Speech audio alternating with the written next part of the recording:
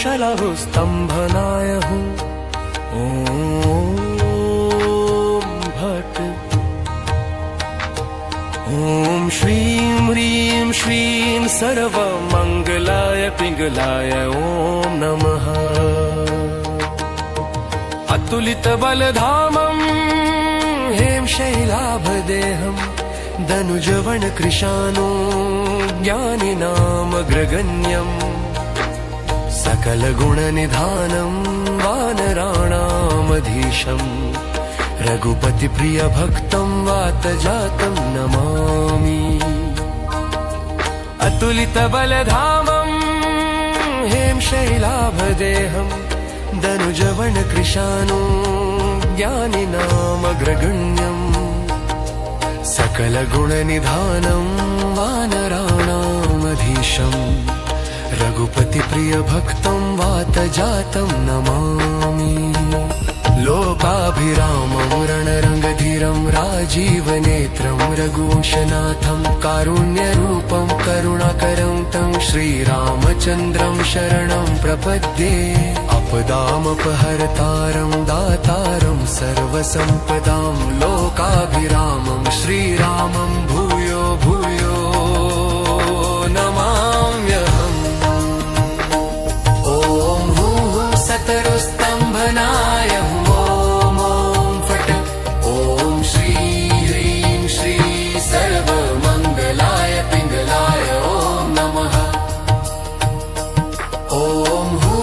सतरुस्तम्भनाय हूँ। ॐ फट्। ॐ श्री ह्रीं श्री सर्वमङ्गलाय पिङ्गलाय ॐ नमः। अतुलितबलधामं हें शैलाभदेहं धनुजवनकृशानो ज्ञानिनामग्रगण्यम् सकलगुणनिधानं वानराणामधीशम् रघुपतिप्रियभक्तं वातजातं नमामि। अतुलितबलधामं हें शैलाभदेहं धनुजवनकृशानो ज्ञानिनामग्रगण्यम् सकलगुणनिधानं वानराणामधीशम्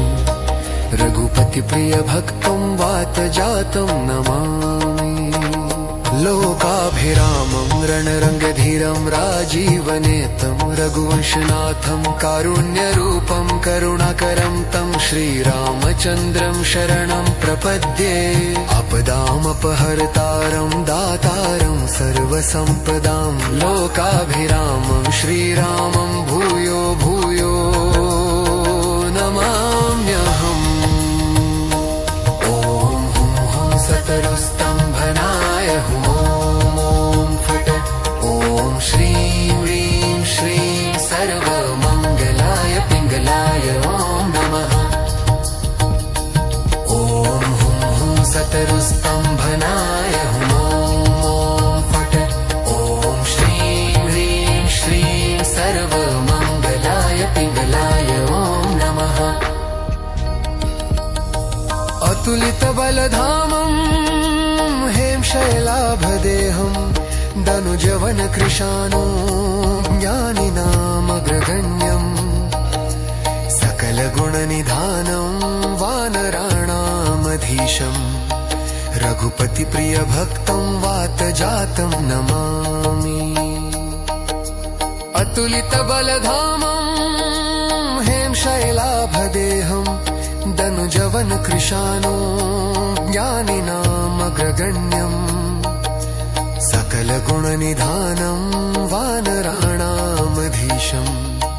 रघुपतिप्रियभक्तं वातजातं नमामि। लोकाभिरामं रणरङ्गधीरं राजीवनेत्रं रघुवंशनाथं कारुण्यरूपं करुणाकरं तं श्रीरामचन्द्रं शरणं प्रपद्ये। आपदामपहर्तारं दातारं सर्वसम्पदां लोकाभिरामं श्रीरामं भूयो भूयो नमाम्यहम्।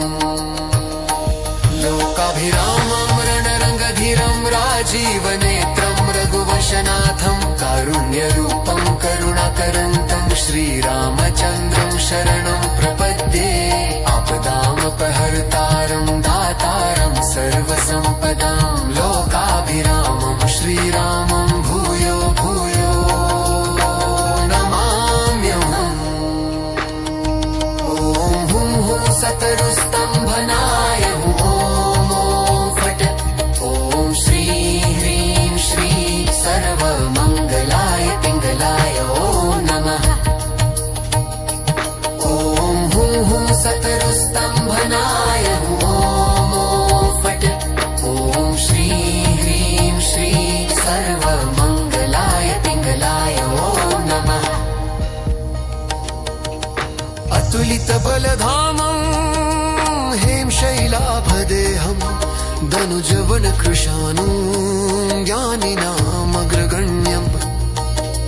सकलगुणनिधानं वानराणामधीशं रघुपतिप्रियभक्तं वातजातं नमामि अतुलितबलधामं हेमशैलाभदेहं धनुजवनकृशानं ज्ञानिनामग्रगण्यं सकलगुणनिधानं वानराणामधीशं रघुपतिप्रियभक्तं वातजातं नमामि लोकाभिरामं रणरङ्गधीरं राजीवनेत्रं रघुवंशनाथं कारुण्यरूपं करुणाकरं तं श्रीरामचन्द्रं शरणं प्रपद्ये आपदामपहर्तारं दातारं सर्वसम्पदां लोकाभिरामं श्रीरामं भूयो भूयो नमाम्यहम् लोकाभिरामं रणरङ्गधीरं राजीवनेत्रं रघुवंशनाथं कारुण्यरूपं करुणाकरं तं श्रीरामचन्द्रं शरणं प्रपद्ये आपदामपहर्तारं दातारं सर्वसम्पदां लोकाभिरामं श्रीरामं भूयो भूयो नमाम्यहम् ॐ हुं हुं सतरुस्तम्भनाय हुं ॐ फट् ॐ श्रीं ह्रीं श्रीं सर्वमङ्गलाय पिङ्गलाय ॐ नमः ॐ हुं हुं सतरुस्तम्भनाय हुं ॐ फट् ॐ श्रीं ह्रीं श्रीं सर्वमङ्गलाय पिङ्गलाय ॐ शलाहुस्तम्भनाय हुं ॐ भट् ॐ श्रीं ह्रीं श्रीं सर्वमङ्गलाय पिङ्गलाय ॐ नमः अतुलितबलधामं हेमशैलाभदेहं धनुजवनकृशानं ज्ञानिनामग्रगण्यम् सकलगुणनिधानं वानराणामधीशं रघुपतिप्रियभक्तं वातजातं नमामि अतुलितबलधामं हेमशैलाभदेहं धनुजवनकृशानं ज्ञानिनामग्रगण्यं सकलगुणनिधानं वानराणामधीशं रघुपतिप्रियभक्तं वातजातं नमामि लोकाभिरामं रणरङ्गधीरं राजीवनेत्रं रघुवंशनाथं कारुण्यरूपं करुणाकरं तं श्रीरामचन्द्रं शरणं प्रपद्ये आपदामपहर्तारं दातारं सर्वसम्पदां लोकाभिरामं श्रीरामं भूयो भूयो नमाम्यहम् सतरुस्तम्भनाय हुं ॐ फट् ॐ श्री ह्रीं श्री सर्वमङ्गलाय पिङ्गलाय ॐ नमः ॐ हुं हुं सतरुस्तम्भनाय हुं ॐ फट् ॐ श्री ह्रीं श्री सर्वमङ्गलाय पिङ्गलाय ॐ नमः अतुलितबलधामं हेमशैलाभदेहं धनुजवन कृशानु ज्ञानिनामग्रगण्यम् सकलगुणनिधानं वानराणामधीशम् रघुपतिप्रियभक्तं वातजातं नमामि अतुलितबलधामं हेमशैलाभदेहं धनुजवनकृशानु ज्ञानिनामग्रगण्यम् सकलगुणनिधानं वानराणामधीशम् रघुपतिप्रियभक्तं वातजातं नमामि लोकाभिरामं रणरङ्गधीरं राजीवनेतं रघुवंशनाथं कारुण्यरूपं करुणाकरं तं श्रीरामचन्द्रं शरणं प्रपद्ये आपदामपहर्तारं दातारं सर्वसम्पदां लोकाभिरामं श्रीरामं भूयो भूयो नमाम्यहम् ॐ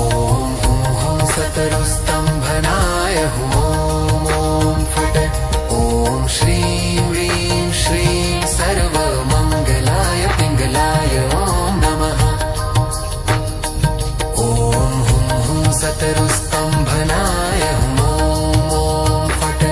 ॐ श्रीं ह्रीं श्रीं सर्वमङ्गलाय पिङ्गलाय ॐ नमः अतुलितबलधामं हेमशैलाभदेहं धनुजवनकृशानु ज्ञानिनामग्रगण्यम् सकलगुणनिधानं वानराणामधीशम् रघुपतिप्रियभक्तं वातजातं नमामि अतुलितबलधामं हेमशैलाभदेहं धनुजवनकृशानु ज्ञानिनामग्रगण्यम् सकलगुणनिधानं वानराणामधीशम् रघुपतिप्रियभक्तं वातजातं नमामि लोकाभिरामं रणरङ्गधीरं राजीवनेत्रं रघुवंशनाथं कारुण्यरूपं करुणाकरं तं श्रीरामचन्द्रं शरणं प्रपद्ये आपदामपहर्तारं दातारं सर्वसम्पदां लोकाभिरामं श्रीरामं भूयो भूयो नमाम्यहम् लोकाभिरामं रणरङ्गधीरं राजीवनेत्रं रघुवंशनाथं कारुण्यरूपं करुणाकरं तं श्रीरामचन्द्रं शरणं प्रपद्ये आपदामपहर्तारं दातारं सर्वसम्पदां लोकाभिरामं श्रीरामं भूयो भूयो नमाम्यहम् ॐ हुं हुं सतरुस्तम्भनाय हुं ॐ फट् ॐ श्रीं ह्रीं श्रीं सर्वमङ्गलाय पिङ्गलाय ॐ नमः ॐ हुं हुं सतरुस्तम्भनाय हुं ॐ फट् ॐ श्रीं ह्रीं श्रीं सर्वमङ्गलाय पिङ्गलाय ॐ नमः अतुलितबलधामं हेमशैलाभदेहं धनुजवनकृशानु ज्ञानिनामग्रगण्यम् सकलगुणनिधानं वानराणामधीशम् रघुपतिप्रियभक्तं वातजातं नमामि अतुलितबलधामं हेमशैलाभदेहं धनुजवनकृशानु ज्ञानिनामग्रगण्यम् सकलगुणनिधानं वानराणामधीशम् रघुपतिप्रियभक्तं वातजातं नमामि लोकाभिरामं रणरङ्गधीरं राजीवनेत्रं रघुवंशनाथं कारुण्यरूपं करुणाकरं तं श्रीरामचन्द्रं शरणं प्रपद्ये आपदामपहर्तारं दातारं सर्वसम्पदां लोकाभिरामं श्रीरामं भूयो भूयो नमाम्यहम् लोकाभिरामं रणरङ्गधीरं राजीवनेत्रं रघुवंशनाथं श्रीरामचन्द्रं शरणं प्रपद्ये आपदामपहर्तारं दातारं सर्वसम्पदां लोकाभिरामं श्रीरामं भूयो भूयो नमाम्यहम् ॐ हुं हुं सतरुस्तम्भनाय हुं ॐ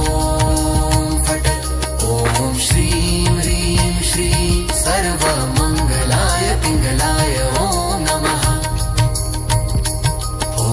हुं हुं सतरुस्तम्भनाय हुं ॐ फट् ॐ श्रीं ह्रीं श्रीं सर्वमङ्गलाय पिङ्गलाय ॐ ॐ शलाहुस्तम्भनाय हुं ॐ भट् ॐ श्रीं ह्रीं श्रीं सर्वमङ्गलाय पिङ्गलाय ॐ नमः अतुलितबलधामं हें शैलाभदेहं धनुजवनकृशानो ज्ञानिनामग्रगण्यम् सकलगुणनिधानं वानराणामधीशम् रघुपतिप्रियभक्तं वातजातं नमामि अतुलितबलधामं हें शैलाभदेहं धनुजवनकृशानो ज्ञानिनामग्रगण्यम् सकलगुणनिधानं वानराणामधीशम् रघुपतिप्रियभक्तं वातजातं नमामि लोकाभिरामं रणरङ्गधीरं राजीवनेत्रं रघुवंशनाथं कारुण्यरूपं करुणाकरं तं श्रीरामचन्द्रं शरणं प्रपद्ये आपदामपहर्तारं दातारं सर्वसम्पदां लोकाभिरामं श्रीरामं भूयो भूयो नमाम्यहम् ॐ हुं हुं सतरुस्तम्भनाय हुं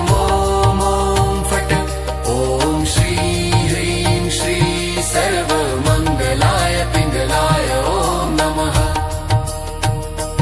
ॐ हुं हुं सतरुस्तम्भनाय हुं ॐ फट् ॐ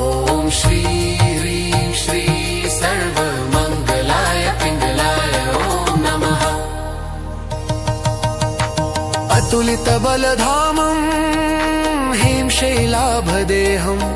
धनुजवनकृशानो ज्ञानिनामग्रगण्यम् सकलगुणनिधानं वानराणामधीशम् रघुपतिप्रियभक्तं वातजातं नमामि अतुलितबलधामं हें शैलाभदेहं धनुजवनकृशानो ज्ञानिनामग्रगण्यम् सकलगुणनिधानं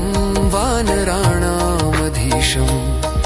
रघुपतिप्रियभक्तं वातजातं नमामि लोकाभिरामं रणरङ्गधीरं राजीवनेतं रघुवंशनाथं कारुण्यरूपं करुणाकरं तं श्रीरामचन्द्रं शरणं प्रपद्ये आपदामपहर्तारं दातारं सर्वसम्पदां लोकाभिरामं श्रीरामं भूयो भूयो नमाम्यहम् ॐ हुं हुं सतरुस्तम्भनाय हुं ॐ फट् ॐ श्रीं ह्रीं श्रीं सर्वमङ्गलाय पिङ्गलाय ॐ नमः ॐ हुं हुं सतरुस्तम्भनाय हुं ॐ फट् ॐ श्रीं ह्रीं श्रीं सर्वमङ्गलाय पिङ्गलाय ॐ नमः अतुलितबलधामं हें शैलाभदेहं धनुजवनकृशानो ज्ञानिनामग्रगण्यम् सकलगुणनिधानं वानराणामधीशम् रघुपतिप्रियभक्तं वातजातं नमामि अतुलितबलधामं हें शैलाभदेहं धनुजवनकृशानो ज्ञानिनामग्रगण्यम्